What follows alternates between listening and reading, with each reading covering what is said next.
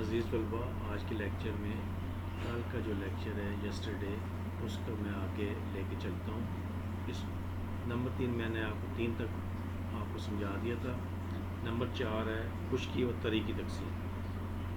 ہوا کی سرکولیشن کی وجہ سے خشکی کی نسبت تری پر زیادہ بارش ہوتی ہے، مثلا سمندروں میں خشکی کی نسبت زیادہ بارش ہوتی ہے۔ بارشوں کا انحصار عمل تبخیر پر ہوتا ہے جو کہ خشکی کی نسبت سمندر میں زیادہ ہوتا ہے۔ دنیا کا 71% حصہ پانی اور 29% حصہ خشکی پر واقع ہے۔ خشکی و تری میں بارشوں کا اختلاف مانسون ہواؤں کی چلنے کی وجہ سے ہوتا ہے، اس لیے موسم سرما کی نسبت موسم گرما میں بارشیں زیادہ ہوتی ہیں کیونکہ گرمیوں میں مانسون ہوائیں چلتی ہیں۔ نمبر 5 ہے دائمی ہوائیں۔ پورے عرض پر ہوا کی سرکولیشن مستقل ہوتی ہے، جن میں مشرقی ہوائیں، مغربی ہوائیں اور قطبی ہوائیں شامل ہیں۔ یہ تینوں ہوائیں مختلف خصوصیات کی حامل ہیں۔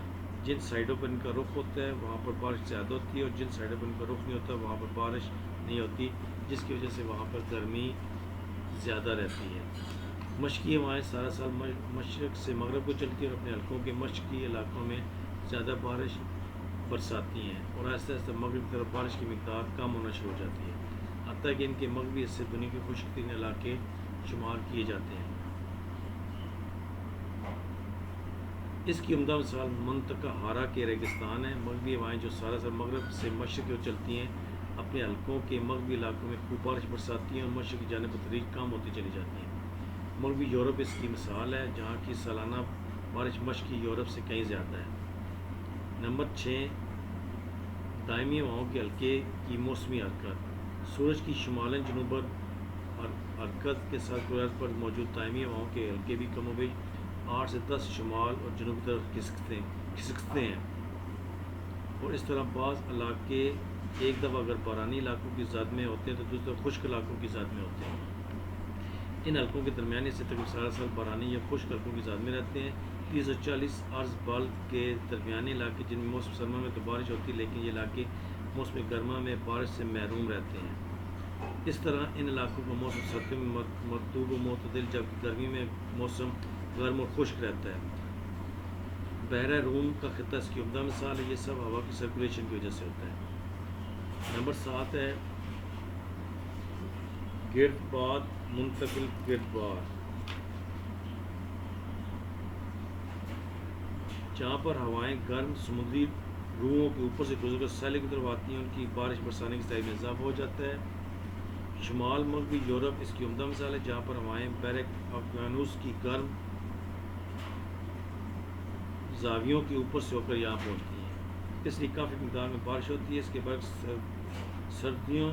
سرد روحوں کے اوپر سے گزرنے والی ہوائیں ٹھنڈی ہو جاتی ہیں اور ان میں نمی کو جذب کرنے سے بھی جس کی وجہ سے ہوائیں بارشیں نہیں برساتی۔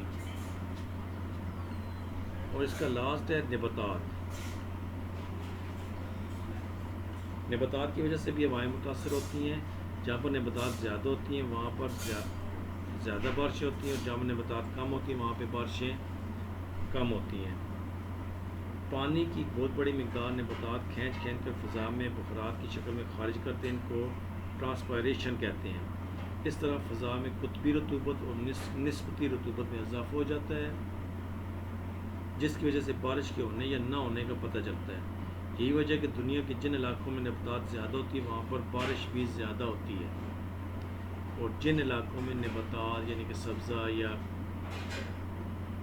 پودے ہیں یا درخت ہیں وہاں پہ جہاں پہ نباتات نہیں ہوتی وہاں کی آب و ہوا گرم اور خشک رہتی ہے اور وہاں پہ بارش بھی نہیں ہوتی۔ یہ تو انڈرسٹوڈ بات ہے کہ جہاں پہ جنگلات ہوں گے، درخت ہوں گے، نباتات ہوں گے، سبزہ ہوگا، وہاں پہ درجہ حرارت کم رہے گا اور سردی ہوگی، موسم معتدل ہوائیں چلیں گی اور یہ سب آکسیجن کی وجہ سے ہے۔ تو لہٰذا کوشش یہ کرنی چاہیے بلکہ عمل کرنا چاہیے، اب تو کوشش کرنی چاہیے اور اس پہ عمل کرنا ہے اور کہ درخت زیادہ سے زیادہ لگائے جائیں، درختوں کو کاٹا نہ جائے اور تاکہ آب و ہوا جو ہے وہ اس کا خوشگوار اثر پڑے اور جو گرمی ہے ہمارے اس خطۂ ارض میں پاکستان میں وہ اس کا وہ کم ہو، درجہ حرارت کم ہو اور اسی وجہ سے بارشیں بھی ہوں گی اور صحت پر بھی اس کے خوشگوار اثرات مرتب ہوں گے۔